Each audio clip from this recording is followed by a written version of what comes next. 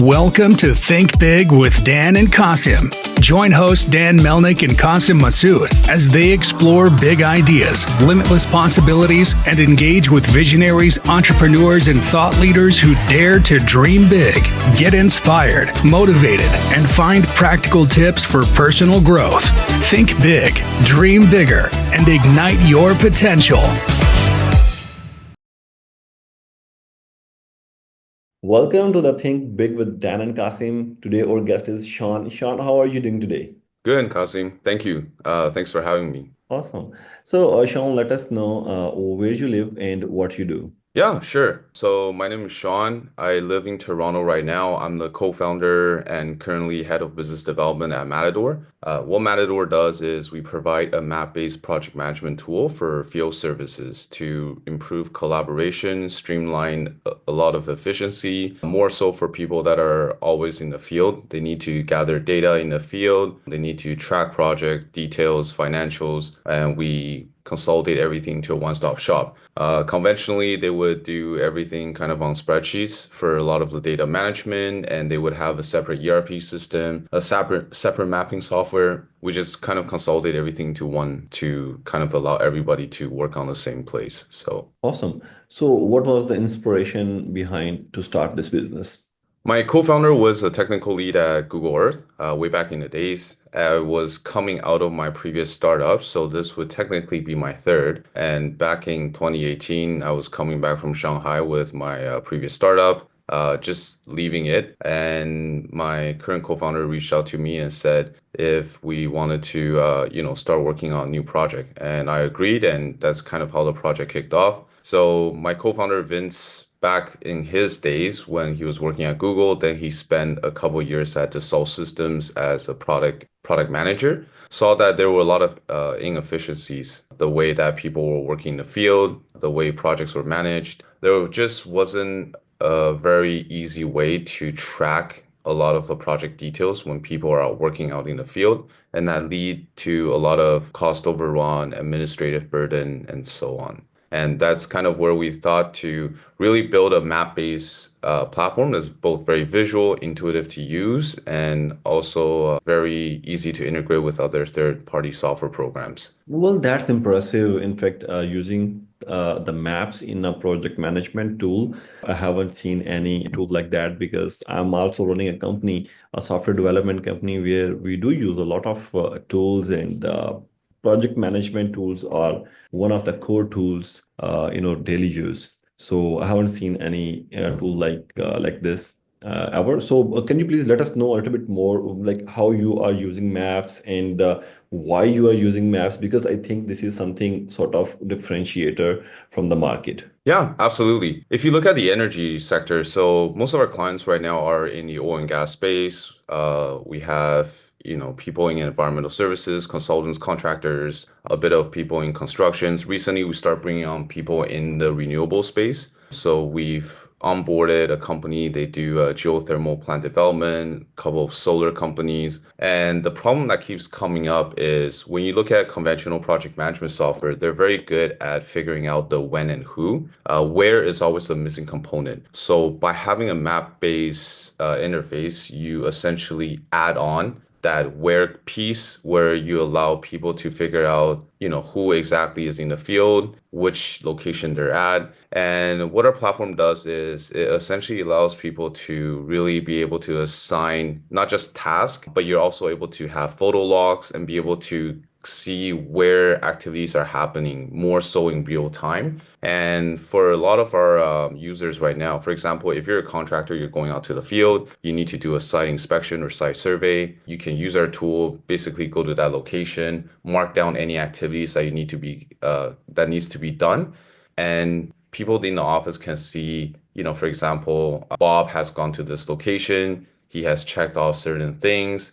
And now if there is another project that is nearby, I'm able to actually send Bob to that location without having him come back to office and realizing, he's missed an inspection somewhere and he needs to drive, 3 hours out to the field, right? So if you're still communicating through emails, phones, conventional methods, it's really hard to actually figure out where I need to go exactly at a given moment. So by having that map-based visual, that kind of eliminates that gap where now you can see, okay, I need to go to a location, I need to, finish this task. And it's very useful for consultants that are working on projects in the field because a lot of times they need to report back to their clients, whether that's to, issue an invoice to their clients, let them know what work has been done.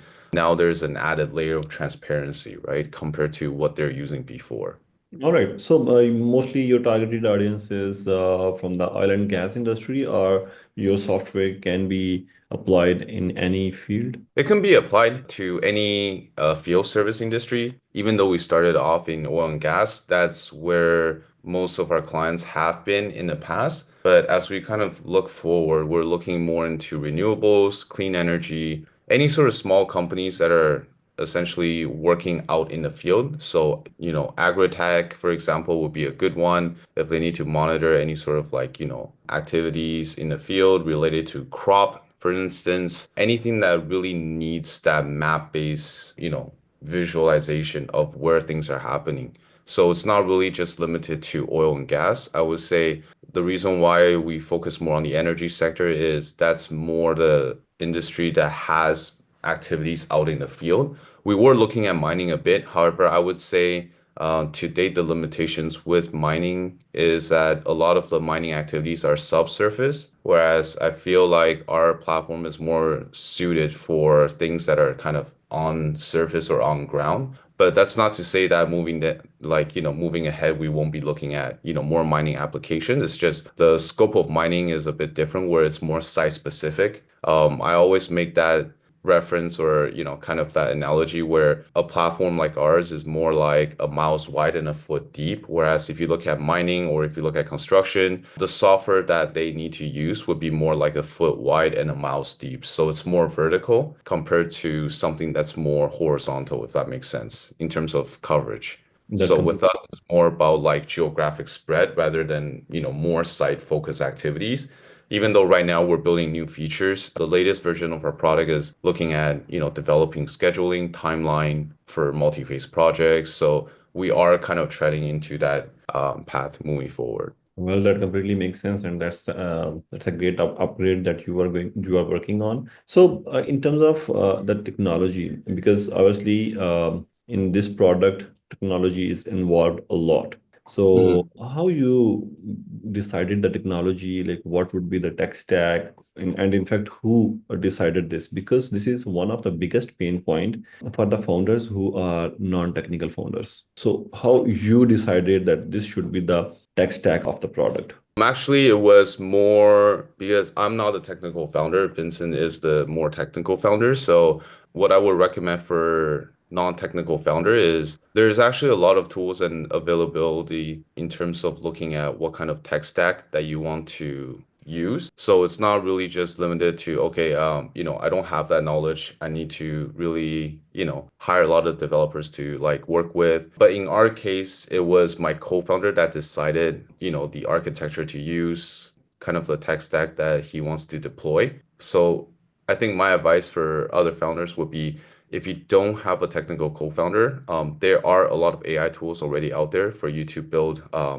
prototype, mock-ups, just as long as you can get a proof of concept out for you to essentially tease it or, talk to potential users to start using it. So I would say right now, back when we started, there wasn't that many AI tools out there. So I think it's kind of like back then you kind of have to figure out what you wanted to use right on the spot. Now there's a lot of flexibility and a lot more tools out there available for you. So you're not really limited to needing to know what kind of tech stack that you want to use right away. Things are a lot more fluid, I feel, given these days. Yeah, makes sense. Completely makes sense. So, can you let us know like how much time this product consumed before going live? Like how much time it was there was involved, like from starting, planning, implementation, and then going live? I think it was a very iterative process. For us to actually have a working product, it took us about, I would say, 9 months. Obviously, during that time, we did a lot of customer interviews. We did a lot of, sit downs with potential users. My co-founder has a lot of connections in the industry as well, so that really helped. So I would say, yeah, it took us about 9 months to actually have like a working product, the first iteration at least. Awesome. So every business needs marketing, and marketing in 2024, in fact, in 2025, marketing is an essential in terms of like digital marketing and offline marketing. So how you are marketing your product? Are you relying on only digital marketing, or you are as offline marketing as well? It's interesting you mentioned that. I think we started doing digital marketing. Like if we look at like SEOs, content, doing webinars, publishing long form articles like Buyer's Guide back in 2022. It was a bit of an experimental phase. And we realized that it wasn't really gaining that much traffic. Given our business, it's really more about, talking to clients more in the conventional industry sense where you go into a client's office, you book meetings. It's more outbound driven, sales related rather than marketing. Marketing is more about nurturing for potential inbounds coming in, right? And so we didn't really see an uptick in 2022. And as a company, we decided, let's put a pause on marketing. Let's focus on outbound. And just actually last year, we started to refocus on marketing again. So we did actually start to realize that marketing is not a thing where it's not like sales, right? Sales, you make 100 calls, cold calls, for example, or like you send out like 100 LinkedIn connects or emails if you use LinkedIn Sales Navigator. You get 5 people that respond to you and you get 5 meetings out of it. That's a 5% success rate, right? You can't really use that same mentality on marketing because marketing is more of a longer game, if that makes sense, right? It's more about, going to the gym, right? You don't go to the gym for a month and expect results. You have to consistently go there, every week, 3 times a week, 4 times a week. And, a year later, then you will start to see results. I think marketing is the same thing, especially for B2B companies. I feel marketing is very important. So that's the reason why last year we started to focus a lot of attention on SEO, blogs, even webinars and podcasts as well. I think it's very important. And recently, we've also started doing more, offsite SEO stuff, like trying to reach out to articles, publications that are within our industry, like energies or renewables, and try to essentially get more traffic onto the website. I think when you rely too much on, offline marketing or more like outbound. So offline marketing is like, going to conferences, having a booth and basically getting people to essentially meet with you still face to face. I feel like that's really great to help kind of the sales effort in the overarching scheme of things. But I do realize that as a company, you can't rely on one source of revenue stream, right? Which for a predominant majority of, our company, it has been outbound driven. So that's why last year we started looking at, is there a way to, actually get more inbounds? And funny thing is, when we started optimizing the website for certain keywords like in environmental services or oil and gas, we also experimented with other adjacent verticals that could have potential interest in our program, which is renewables, property management, civil engineering. And funny thing enough, I would say 9 out of 10 inbounds that we get, like 90% of the inbounds that we got, were actually coming from renewables.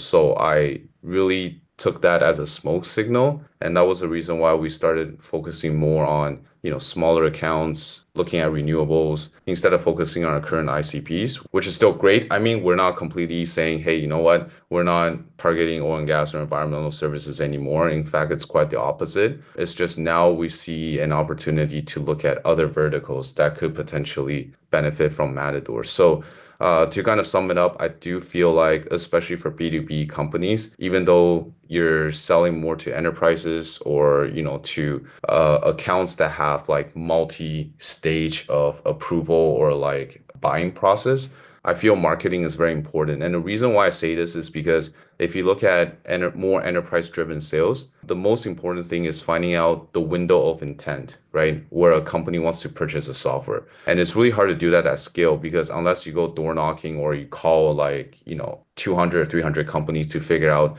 are they in their buying window, the only way to really do that is basically get your name, get yourself out there. And how you do that is really through online marketing. And I feel like in hindsight, everything is 2020, but I feel like in 2022, when we were doing that, we should not have stopped. But I think back then we were a bit inexperienced because we treated marketing as sales, right? So we were looking at, we spend X amount of dollars on, marketing, or if we, publish blogs. And I think we were just a bit more green at the time. We didn't know what metric to really track when we were doing any sort of online marketing effort. And now we're more, I would say, equipped to be able to understand, what kind of metric we should look for.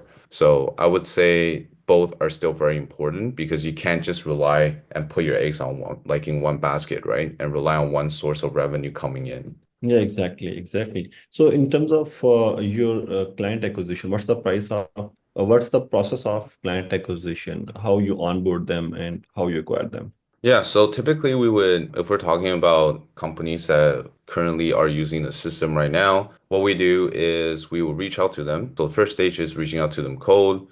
We basically figure out if there's a good fit by looking at the website, looking at the role on LinkedIn. I like using LinkedIn a lot because first of all, it's more transparent. There's a lot of spam calls these days. I used to do a lot of cold calling, and I think given the amount of spam calls these days, it's not taken as well. So what I would do is I would reach out to them on LinkedIn, find a time, book a meeting, maybe even have a coffee chat if they're local. What I used to do is we actually went down to the US a lot. So before I would book a flight, I would actually reach out to people in a certain demographic. So for example, Houston, and I would say, hey, hope you're doing well.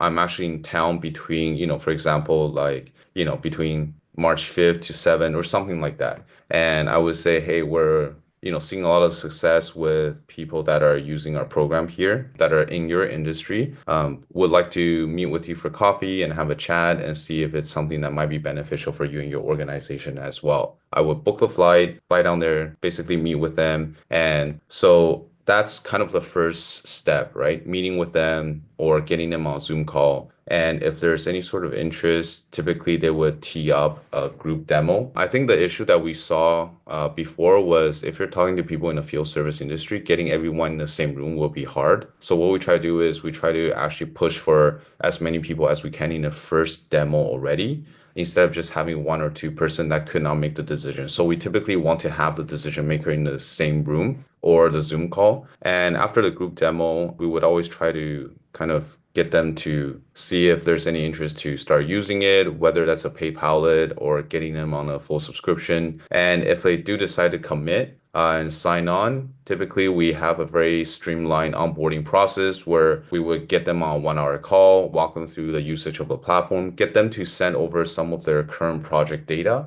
And that's kind of how our onboarding process works. So we help them set up kind of their environment, get them to start using it. And I like to give a shout out to our customer success because, we have a really good customer success team that is pretty much kind of 24/7. So if customer has any queries, customer has any concern, we're always kind of on that. And because of that, because of how robust our customer success team and process is, that's kind of the backbone for how we build more and more features and products. So I would recommend to new founders that if anything, focus on not just acquiring the customer, but also the work after the customer is onboarded. Because how do you know what features your customer wants is really by maximizing your time with your current user, right? So that's why we focus a lot on the customer success portion as well during the onboarding process and try to get as many people from that involved as we could. So for them to start using it rather than focusing on fundraising or focusing on going to a lot of these events that really don't